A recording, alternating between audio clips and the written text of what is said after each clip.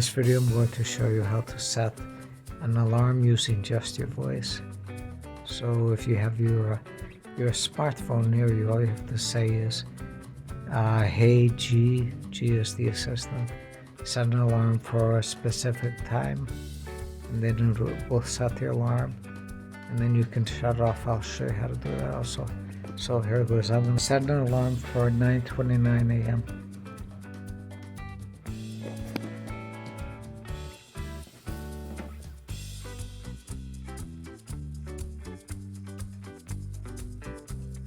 There, your alarm set for 9:29 a.m.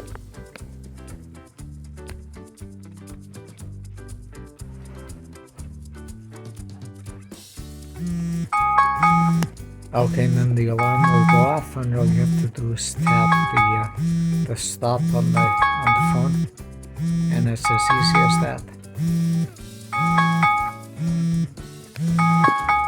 Hey Google. Actually, you can use your voice also. So I set the alarm with my voice, and I shut it off with my voice just by saying, hey G, set the alarm, and the hey G stop. Piece of cake. Thanks. Hope it helps.